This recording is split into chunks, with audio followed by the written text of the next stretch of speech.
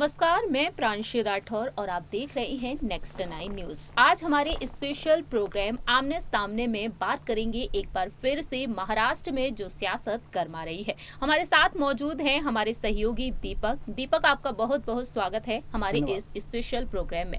बात करेंगे यहाँ पर महाराष्ट्र में जिस तरीके से जहाँ एक तरफ उद्धव ठाकरे की सत्ता तो गिर चुकी है, लेकिन एकनाथ शिंदे ने एक अलग ही अंदाज में एक अलग ही पहल करके सरकार बनाई बीजेपी के समर्थन से। एक वक्त ऐसा भी रहा जब शिवसेना और बीजेपी का गठबंधन रहा, लेकिन अब एकनाथ शिंदे कई हद तक यहां पर कोशिश कर रहे हैं कि एक बार फिर से उद्धव ठाकरे बीजेपी के साथ जुड़ जाए।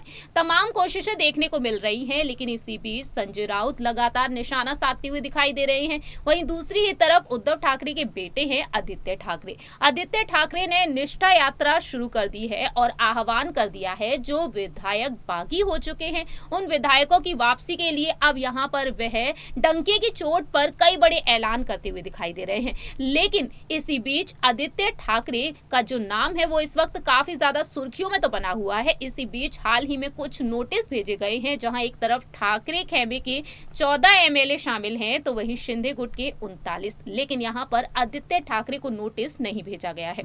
दरअसल आपको बता दें, हम बात कर रहे हैं 3 और 4 जुलाई के समय के बाद की। उस दौरान जब देखने को मिला कि किस तरीके से फ्लोर टेस्ट और जो स्पीकर चुनाव हुए उस दौरान वहां पर विहिप उल्लंघन के दौरान सदस्यता की मांग की गई थी। ऐसे में देखा जाए तो विधायकों को अब उसी सिलसिले में नोटिस भेज दिया गया है। तो यहां पर आदित्य ठाकरे को नोटिस नहीं भेजा गया है। आदित्य ठाकरे यहां पर एक अहम नाम बन चुके हैं। तो दीपक, हम आपसे जानना चाहेंगे, महाराष्ट्र में जो इस वक्त एकनाथ शिंदे जो मुख्यमंत्री बने हैं, मंत्रिमंडल का गठन किया जा रहा है। अगले हफ्ते तक ऐलान कर दिए जाएंगे जो भी फैसले दिल्ली दौरे पर गए। जब डिप्टी सीएम देवेंद्र फडणवीस के साथ एकनाथ शिंदे पहुंच गए थे, उन्होंने बीजेपी से मुलाकात की, अमित शाह से, प्रधानमंत्री नरेंद्र मोदी से, अध्यक्ष जेपी नड्डा जी से और वहीं राष्ट्रपति रामनाथ कोविंद जी से। लेकिन इसी बीच यहां पर ये तमाम फैसले हमें देखने को मिल रहे हैं, तमाम बड़ी खबरें सामने आ रही हैं। तो आप क्या कहना चाहेंगे यहां पर आदित्य ठाकरे के बारे में? देखिए, सबसे पहले आदित्य ठाकरे से पहले खबरें ये भी आ रही है कि जो कुछ भी ये अभी तक मामला देखने को मिला एकनाथ शिंदे गुट का, बगावत हुई, बीजेपी का फैसला देखने को मिला कि देवेंद्र फडणवीस को डिप्टी सीएम पद पर बैठाया, एकनाथ शिंदे को सीएम पद पर। कहीं ना कहीं निशाना शिवसेना के साथ साथ शरद पवार भी थे, क्योंकि 2019 में जब चुनाव हुआ था, जनमत जो मिला था वो बीजेपी और शिवसेना को मिला था। लेकिन अचानक हुए शिवसेना गठबंधन जो हुआ था महाविकास अघाड़ी के नाम पर, वहां पर शरद पवार की बहुत बड़ी भूमिका रही थी, क्योंकि उद्धव ठाकरे तो इतने दिलचस्पी नहीं जता रहे थे सीएम पद में, लेकिन शरद पवार के कुछ फैसले थे जिनका मान रखते हुए नजर आए थे उद्धव ठाकरे। और अभी भी जब बातें सामने आई थी इस्तीफे की, तब भी शरद पवार वहां पर रोकते नजर आए थे। तो कुल मिलाकर शरद पवार बहुत बड़े राजनेता हैं, राजनीति के मंजे हुए खिलाड़ी हैं, सबसे कम उम्र के मुख्यमंत्री भी यही बने थे महाराष्ट्र के। तो पूरी तरीके से जो निशाना साधने की बात सामने आई थी वो बताया गया, बीजेपी का निशाना शिवसेना के साथ साथ शरद पवार पर बहुत ज़्यादा था। अब वही बात करें किस तरीके से तमाम खबरें जो आदित्य ठाकरे को लेकर सामने आई है, उसमें यह बताया गया है जो 3-4 तारीख को स्पीकर चुनाव और साथ ही साथ जो फ्लोर टेस्ट हुआ था वहां पर जो कुछ उल्लंघन हुआ था उसको लेकर जो याचिका दर्ज की गई, उसमें आदित्य ठाकरे का नाम इस वजह से नहीं था क्योंकि मातोश्री का ख्याल रखा, मातोश्री के हर व्यक्ति का ख्याल रखा जा रहा है, जिसमें उद्धव ठाकरे, रश्मि ठाकरे और साथ ही साथ आदित्य के साथ तेजस ठाकरे की भी बात आ रही है। उनको लेकर कोई यहाँ पर बयानबाजी नहीं हो रही। अगर कोई कर रहा है तो शिंदे गुट के नेता भी दूसरे गुटों को चुप्पी साधने के लिए मजबूर कर रहे हैं। लेकिन इन सब के बीच अब बातें ये निकल कर सामने आ रही हैं कि एकनाथ शिंदे जनता के लिए जहां पर आवाज उठा रहे हैं, जनता के लिए बड़े बड़े ऐलान कर रहे हैं, उन सब के बीच शरद पवार जो कि राजनीति में रहना चाहते हैं, सत्ता का यहां पर पूरा फायदा उठाना चाहते थे, लेकिन उद्धव सरकार गिरने के बाद उनके हाथ से भी सत्ता चली गई।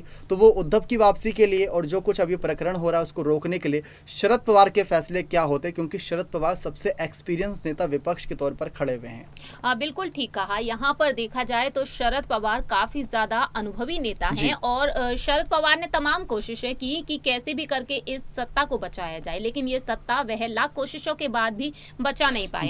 लेकिन दूसरी ही तरफ उन्होंने ये कहा कि एकनाथ शिंदे की जो सरकार बनी है, जो विधायक बागी हुए हैं और जिस तरीके से इस सरकार को बनाया गया है, ये सरकार तो 6 महीने तक भी नहीं टिकने वाली है। वहीं दूसरी ही तरफ एकनाथ शिंदे ने ये कह दिया है कि अब बीजेपी के समर्थन से जो सरकार बनी है, बाबा साहेब के यहाँ पर बाला साहेब ठाकरे जी की भूमिका को याद रखते हुए उन्होंने बात कही है कि अब उनकी भूमिका को ध्यान में रखते हुए हिंदुत्व को लेकर वह चलने वाले हैं और आगे जितने भी चुनाव होने वाले हैं उनमें वह प्रचंड बहुमत के साथ जीत हासिल करेंगे। इस तरीके से यहाँ पर अहम दावे किए जा रहे हैं। लेकिन यहाँ पर बीजेपी जो उद्धव ठाकरे पर निशाना साधती हुई देखी गई, तो वहीं एकनाथ शिंदे ने यहाँ पर वचन ले लिया है कि अब उद्धव ठाकरे जो यहाँ पर निशाना बनाए जा रहे हैं बार बार बीजेपी नेताओं की तरफ से, आगे चलकर ऐसा बिल्कुल भी नहीं होना चाहिए। सत्ता में आने से पहले उन्होंने ये शर्त रख दी थी और बीजेपी ने अब चुपचाप से उस बात को भी मान लिया है।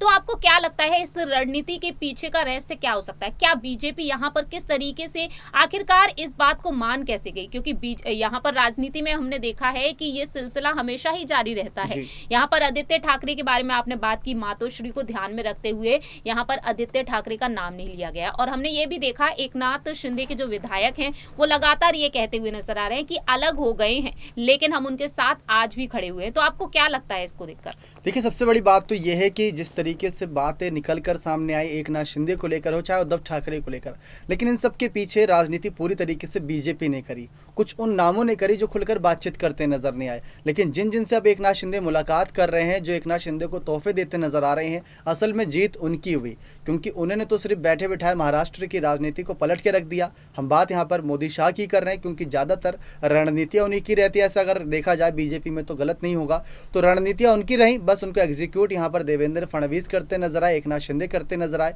और तमाम यहाँ पर खबरें उद्धव ठाकरे को लेकर भी थी। लेकिन अभी यहाँ पर हाल ही में एक बयान सामने आया था शिंदे गुट की तरफ से उद्धव ठाकरे को लेकर, जो चुनाव चिन्ह को लेकर वो डरे हुए हैं, उस डर को दूर करने के लिए उन्होंने कहा कि आपकी मोदी शाह से अच्छी बनती है, जेपी नड्डा से अच्छी बनती है, कोई उस बीच में दरार नहीं है, तो आप उनसे भी बातचीत कर सकते हो। मोदी शाह से मिलने तक की यहाँ पर एडवाइस देते नजर आए थे उद्धव ठाकरे को।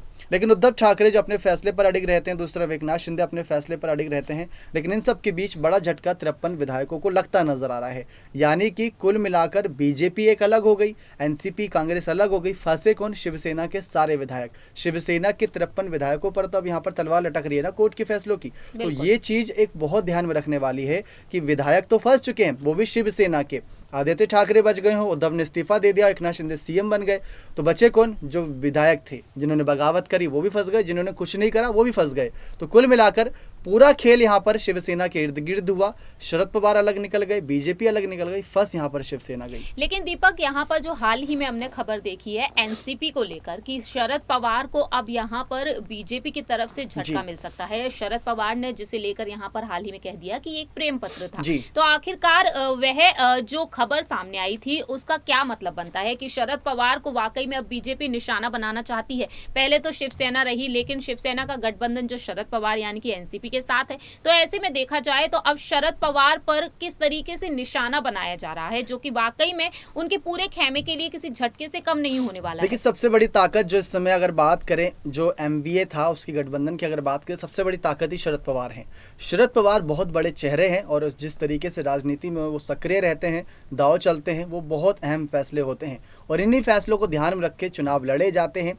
इसी वजह से कहा जाता है कि अगर नींव पर यहाँ पर पूरी तरीके से प्रहार किया जाए तो पूरा का पूरा पेड़ ही हिलता है, या फिर जो भी नींव से जुड़ा है वो हिलता है। तो शरद पवार एक तरीके से नींव हैं और बाकी सब उनके शागिर्द हैं जो अगल बगल यहाँ पर चलते हैं उनके फैसलों पर। चाहे अजीत पवार की बात करें, आदित्य की बात करें, संजय राउत की बात करें, जिस तरीके से उद्धव 2 बार इस्तीफा देने वाले थे लेकिन शरद पवार के कहने पर रुक गए थे, तो आप समझ सकते हैं कि शरद पवार के इन सब में कितनी बड़ी भूमिका है। तो बीजेपी पूरी तरीके से शरद पवार को ही यहाँ पर बड़े झटके देना चाहती है। जाहिर सी बात है, यहाँ पर शरद पवार काफी ज्यादा अहम है, इसी वजह से बीजेपी अब यहाँ पर उन्हें निशाना बना सकती है। वक्त के साथ साथ देखने को मिलेगा कि महाराष्ट्र में जो राजनीति है आखिरकार यहाँ पर क्या बड़े बदलाव देखने को मिल सकते हैं और शरद पवार के क्या कुछ बड़े कदम हो सकते हैं। जो लाख कोशिशें वह करते हुए नजर आए थे, आखिरकार यहाँ पर वह कितने सफल होते हुए नजर आते हैं? क्या बीजेपी के सामने झुक सकते हैं शरद पवार? ये वक्त के साथ ही पता चलेगा। फिलहाल देखा जाए तो हमारे इस आमने सामने प्रोग्राम में इतना ही। दीपक, बहुत बहुत शुक्रिया हमारे इस प्रोग्राम में जुड़ने के लिए। तब तक के लिए आप देखते रहिए नेक्स्ट 9 न्यूज।